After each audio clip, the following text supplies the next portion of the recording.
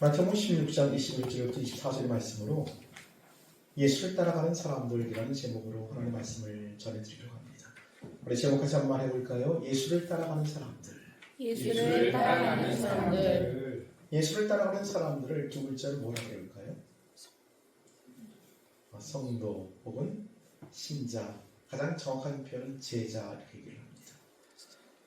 24절 말씀은 굉장히 유명한 말씀이죠. 여러분 암송하시는 분들도 계실 텐데 제자가 가는 길에 관한 말씀을 예수께서 해주신 말씀입니다. 우리 같이 한번 따라 읽어볼까요? 24절 말씀 같이 읽습니다. 시작. 이에 예수께서 제자들에게 이르시되 누구든지 나를 따라오려거든 자기를 부인하고 자기 십자가를 지고 나를 따를 것이니라. 예수께서 제자들에게 이렇게 말씀을 하십니다. 누구든지 나를 따라오려거든. 나는 예수님이죠.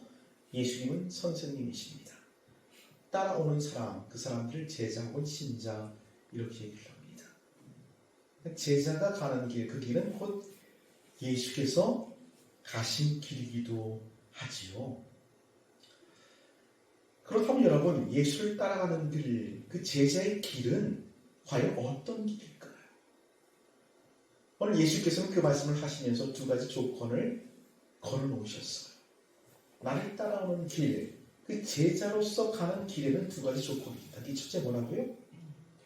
나를 부인하라, 자기를 부인해라. 두 번째는 자기 십자가를 져라. 이렇게 두 가지 조건을 걸어놓으신 겁니다. 첫 번째 조건, 자기를 부인한다는 것, 이게 뭘까요? 자기를 부인하는 것. 저는 한동안 자기를 부인하는 것이 뭔지를 몰라서 굉장히 고민하고 갈등했던 그런 시기가 있었습니다. 나를 부인하면 내가 없는데 그게 무슨 의미인가? 굉장히 고민하고 많은 시간들을 보냈던 그런 경험이 있는데요. 참 자기를 부인한다는 것이 어떤 것인지 이해하기가 어렵습니다. 가장 기본적인 생각은 도덕적으로 접근하는 겁니다. 나의 이기심, 혹은 나의 탐욕, 욕망 이런 것들을 부인하는 것. 그런 것들부터 돌아서는 것을 자기를 부인한다고 그렇게 이해하는 것입니다. 물론 그렇게 접근할 수도 있겠지만 성경이 말하는 본의는 아닌 것입니다. 그렇다면 예수께서 말씀하시는 자기를 부인하라는 것은 어떤 의미일까요? 오늘 본문의 배경은 이렇게 시작이 되죠. 가이사랴 빌립보 지방에서 예수께서 물으십니다. 사람들이 나를 누구라 하느냐? 그랬더니 제자들이 말합니다. 침례 요한이 죽었다 살아났다고 말하기도 하고요. 어떤 사람들은 엘리야라고 말하기도 합니다. 또 어떤 사람들은 예레미야라고 하고 선지자 중에 하나라고 그렇게 말하기도 합니다. 다시 예수께서 물으십니다. 그러면 너희는 나를 누구라 하느냐?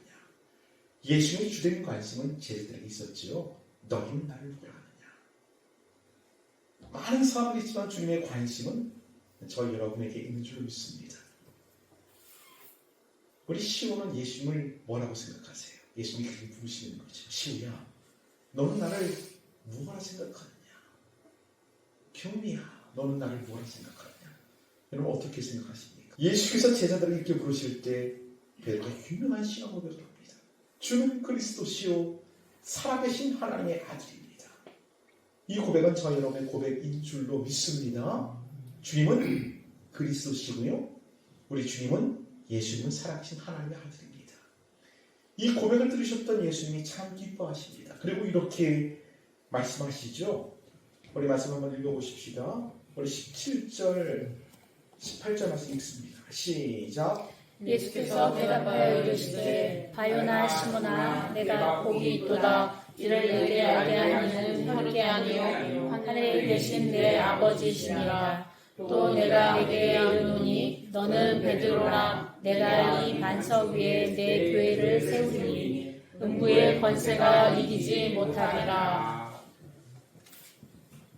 예수님께서 베드로의 신앙 고백을 들으신 뒤에 기뻐하시고 교회를 예언하시죠. 이 신앙 고백 위에 주는 그리스도시요 살아계신 하나님의 아들이라는 이 신앙 고백 위에 내 교회, 누구 교회예요? 주님의 교회, 예수님의 교회를 세우겠다. 이 교회는 음부의 권세가 이기지 못할 것이라고 그의 탄생을 예언해 주십니다. 이 사건이 있은 후에 이제 주님께서는 구체적으로 어떻게 이 구속의 사역을 이루실 것인지를 예언하십니다. 그 말씀 21절입니다. 21절도 읽습니다. 시작. 이때로부터 예수 그리스도께서 자기가 예루살렘에 올라가 장로들과 대제사장들과 서기관들에게 많은 고난을 받고 죽임을 당하고 제3일에 살아나야 할 것을 제자들에게 비로소 나타내시니. 이때로부터 언제 이때가? 베드로의 신앙 고백을 듣고 교회의 탄생을 예언하신 이때로부터 이제 어떻게 구원을 이루실지를 구체적으로 말씀합니다. 그 구원의 방법이 뭐예요? 내가 고난을 받고 고난, 내가 죽임을 당하고 죽임, 그 다음에 다시 살아날 것이다. 이렇게 말씀을 해요. 이렇게 예수님께서 구체적으로 구속의 사역을 말씀하시자 베드로가 갑자기 나서며 항변하기 시작합니다.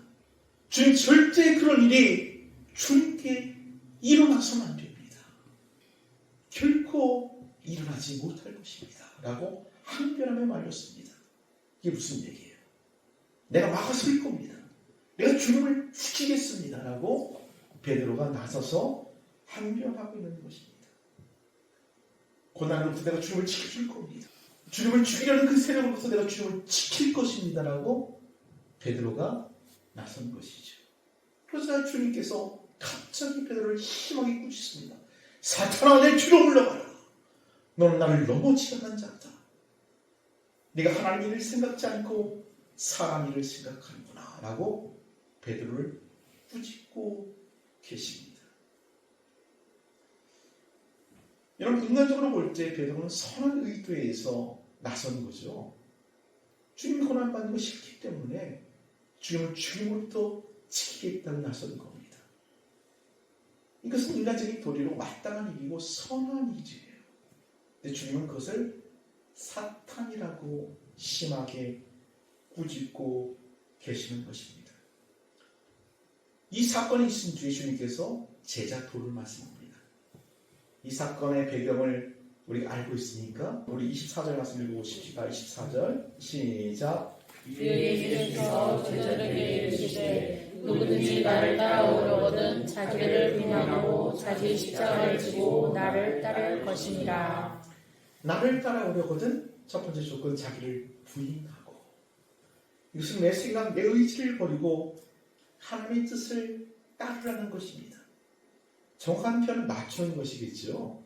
내 생각을 하나님의 생각과 맞추고 내 의지를 하나님의 의지와 맞추는 것입니다. 근데 참 이게 어려워요. 왜냐하면 내 의지가 너무 강하기 때문에 그래요.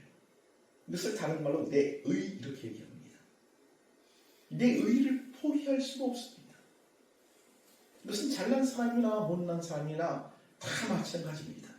사람들이 세상을 사는 이유와 목적 중에 하나가 뭐냐면 내가 인정받고 나를 드러내려는데 그 목적이 있어. 누구든지 마찬가지. 이거 우리의 본성입니다. 그래서 여러분, 노숙자들 사회도 보면은 이 빵 문제로 싸우는 것보다 무시당했을 때 싸우는 이유가 훨씬 더 많습니다. 무시당하는 견디지 못하는 거예요.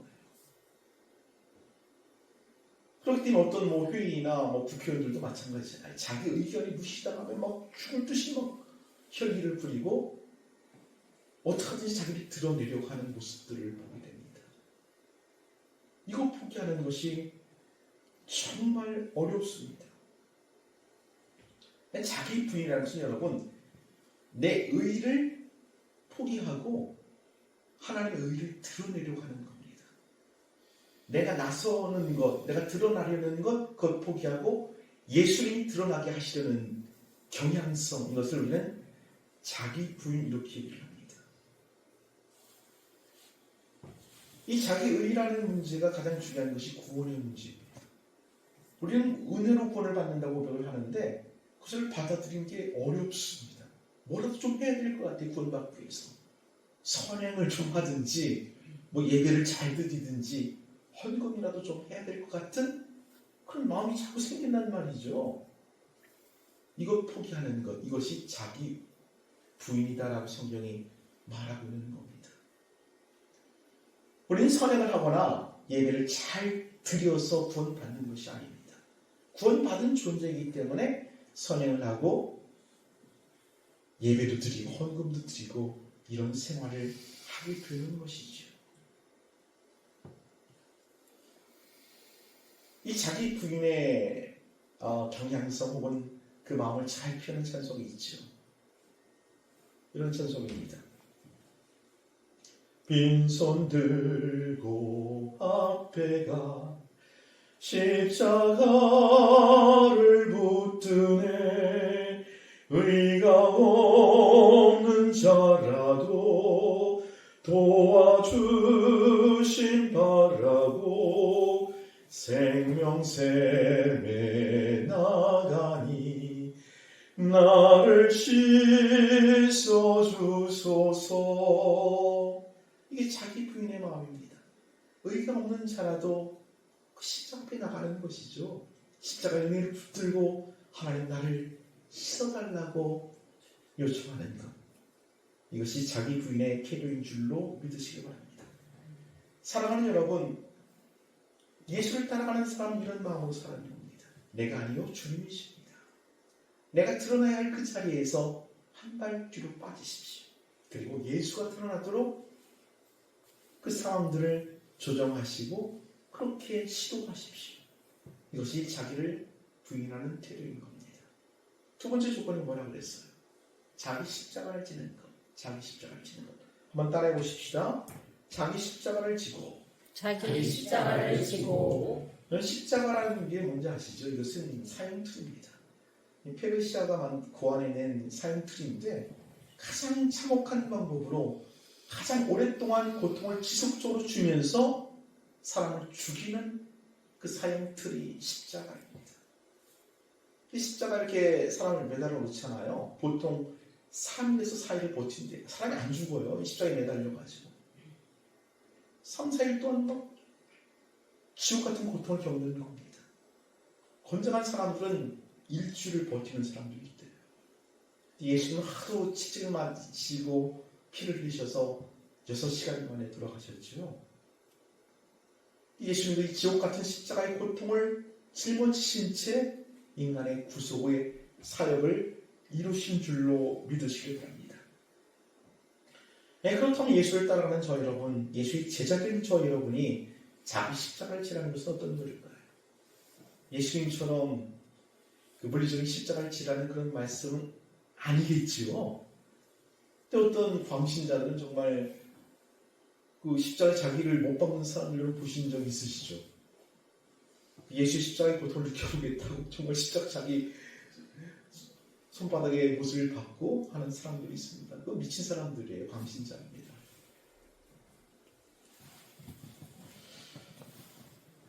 자기 십자가를 지라면서 우리는 이렇게 이해를 하곤 합니다. 내가 져야 할 무거운 어떤 짐들 혹은 감당해야 할 사명 이런 것들을 자기 십자가로 이해를 하곤 하죠. 마치 이런 겁니다. 어떤 이제 부인이 병든 홀 어머니를 모시고 시어머니를 모시고 살아야 합니다. 얼마나 힘들겠어. 다 수고하고 자기 친엄마도 아니고 시어머니인데 그 주변 사람들이 얼마나 힘들어 보면 어떡하겠어 내 십자가지 이렇게 얘기한단 말이에요. 이런 식으로 이제 자기 십자가를 이해합니다. 초기 목사가 이제 교회를 운영하기 어려우니까 뭐 두잡쓰잡 하면서 막 교회를 끌고 나가. 얼마나 힘들어 그러면 예수님은 십자가 지셨는데 이거 내가 감당해야지. 내가 져야 자기 십자가지. 이렇게 이해를 한단 말이죠. 물론 이렇게 뭐 이해할 수도 있겠습니다만은 예수님께서 말씀하신 자기 십자가의 본래 의도는 조금 아닌 것 같아요. 그렇다면 성경이 말하는 자기 십자가라는 것은 무엇을 의미하는 것일까요? 십자가가 뭐라고 그랬어요? 십자가는 죽이는 사형틀이라고 했지 않습니까? 자기 십자가는 자기를 죽이는 사형틀입니다. 자기 생명을 죽일 수는 없잖아요. 자기의 옛 본성을 옛 사람을 죽이는 틀, 그것이 자기 십자가인 줄로 믿으시길 바랍니다. 내 삶에 피할 수 없는 고난이 있다면 그 고난 자체를 자기 십자가로 짊어지고 무작정 사는 것이 아니라 그 고난을 통해 자기 옛 사람을 죽이는 도구로 삼아야 합니다. 그 고난이 자기 십자가의 사형틀이 되는 것이죠. 아까 우리 전사님 그 찬양인도 하시면서 옛사람에서 새 사람으로 이제 변한 사람들이 신자라고 말했습니다. 그런데 여전히 신자된 우리에게도 옛사람의 본성이 남아있는 겁니다. 예수님보다 내가 앞서려는 그런 자기중심적인 태도가 여전히 나를 지배하고 있습니다.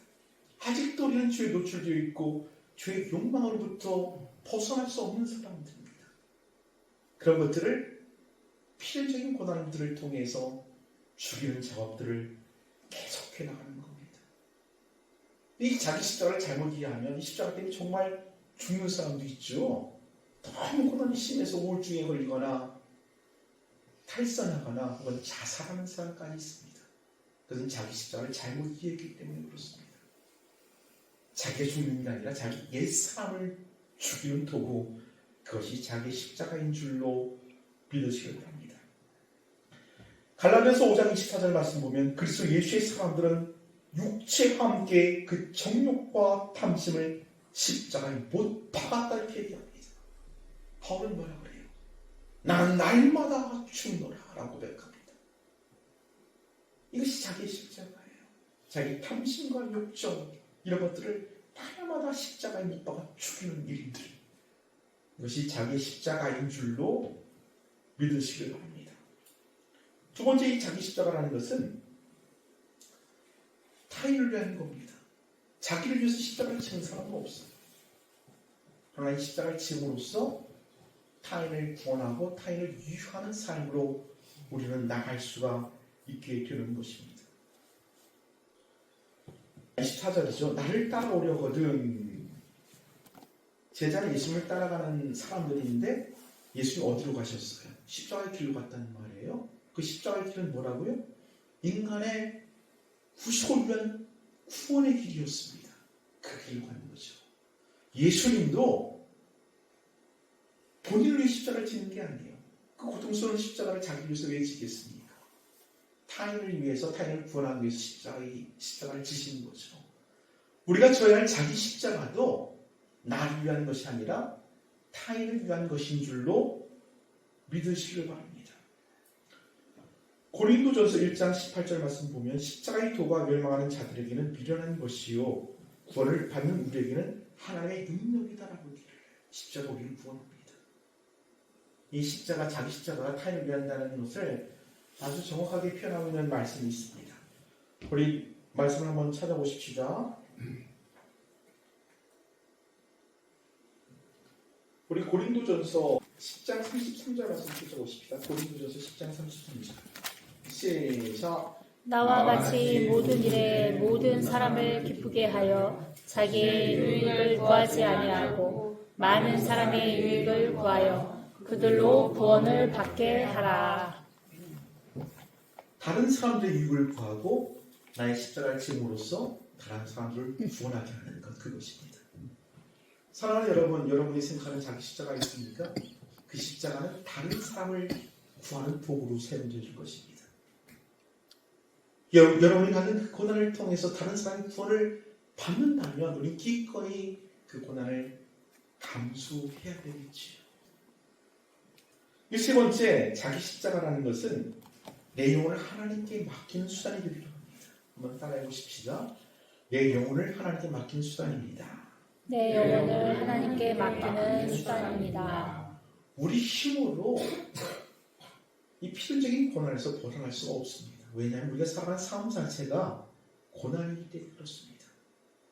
그래서 우리 인생을 고해와 같다고 하잖아요. 끊임없는 고난이 우리 앞에 기다리고 있고 또 다가오게 될 것입니다. 이것을 통해 우리는 내 옛 삶을 죽이고 또 타인을 구원하는 도구로 사용할 뿐만 아니라 내 자신을 온전히 하나님의 손에 맡기는 도구로 사용할 수가 있는 것입니다. 우리 예수님도 마찬가지였어요. 예수님 십자가에 못 박혔을 때 사람들은 얼마나 존엄합니까? 네가 그리스도거든 십자가에서 내려오라. 타인을 구원하지 말고 네 자신부터 구원하라는 저런 들었을 때 우리 주님은 내려오지 않습니다. 그리고 어떻게 하십니까? 아버지요, 내 영혼을 아버지 손에 의탁하니이다 라고 기록하십니다. 예수님이 능력이 없어서 내려오지 않은 것이 아닙니다. 이 십자가가 무엇인지를 우리에게 보여주고 이 십자가를 통해 하나님께 어떻게 자기 영혼을 맡기는지를 보여주기 위해서 내려오지 않으신 것이죠. 자기 십자가를 진다는 것은 이 십자가가 하나님의 지간 사실을 확신하고 받아들이는 태도입니다.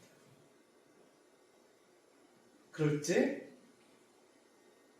우리는 진정으로 하나님께 맡긴다는 것이 무엇인지를 배우게 될 것입니다. 사랑하는 여러분, 예수를 따라 산다는 것, 제자의 삶은 우리에게 축복을 보장하지 않습니다. 여러분, 속아서 예수 믿는 거예요. 어떻게 보면 예수 믿으면 놀라운 축복이 기다리고 있다고 저도 받았을지도 모르겠습니다. 예수 믿으면 만사 형통한다는, 기도하는 거 다 들어주신다는 그런 전도의 말을 듣고 예수 믿고 교회 나와 예배하고 있는지도 모르겠는데 그거 다 속은 겁니다. 예수 믿는 것은 좁은 길로 가는 거예요. 예수 따라가는 겁니다. 자기를 부인하고 제 십자가를 지고 따라가야 하는 길, 그 길이 예수 믿는 길이에요. 물론 더 많은 축복들이 있다는 것 압니다. 그러나 그것은 세상이 주는 축복과 다른 것인 것 여러분 아시잖아요. 한국 교회가 복음을 잘못 전했어요.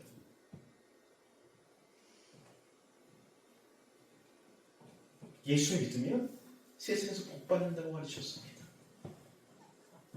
그래서 이 모양 이 꼴이 되었어요. 한국 교회가 신자들이 세상의 치탄거리가 되었습니다. 이제는 아무도 크리스천들을 존경하지 않습니다. 어디 가서 예수 믿는 사람으로 말하기가 부끄러운 세상이 되어버렸죠. 잘못 가르쳤고 잘못 가르침을 받았고 잘못 살았기 때문에 그렇습니다.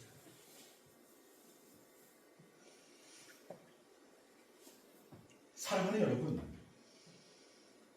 예수 믿는다는 것을 진지하게 생각하십시오. 그리고 그 길이 어떤 길인지 그 길을 받아들이십시오. 예수 믿는다는 의미가 새롭게 다가오게 될 겁니다. 저희 자기 십자가는 이 목회를 하면서 이제 운영하고 그러는 것들 중에 그 경제적인 어려움이 있는 것 같아요. 늘 어려워갖고 목회를 하면서도 막 계속 일들을 해요. 일들을 하고 막 여러 가지 일들을 하니까 어렵죠. 힘들죠. 육체가 무리가 오고 힘이 들고 이런 경우들이 많습니다. 그전에 제가 야간 일들을 했거든요. 밤 한 11시쯤 나가고 이제 한 7, 8시쯤 들어온 일인데 그게 저를 굉장히 힘들게 만들었어요. 그게 어떤 일이었냐면 정수기 필터를 배송하는 일이었는데 그 지국으로 배송하는데 거기 막 청소를 하고 그런 일을 해줘야 되거든요. 막 청소를 하면서 제가 노래를 불러서 일이 힘들고 그렇기 때문에 어떤 노래냐면 이런 노래입니다. 우리가 걷는 이 길은 보기에 좁고 험하며 찾는 매우 적어서 외롭지만 이런 이 노래를 부르면서 막 일을 하고 있는 거예요.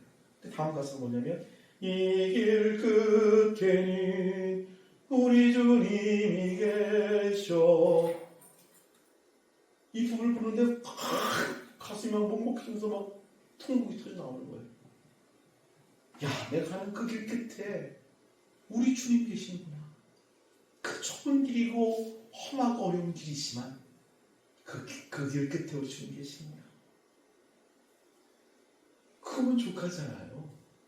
또 막 힘들고 어려웠던 마음이 한 손에 확 녹아내리면서 내 삶을 그대로 받아들이고 그래서 내 인생이니까 또 내가 감당하고 이 십자가를 내가 짊어져야지 하면서 하나님 앞에 기도했던 그런 경험이 있습니다. 여러분 가는 그 길 끝에 우리 주님 계십니다. 그 중에 우리 먼저 우리를 위해 십자가를 지신 분이세요.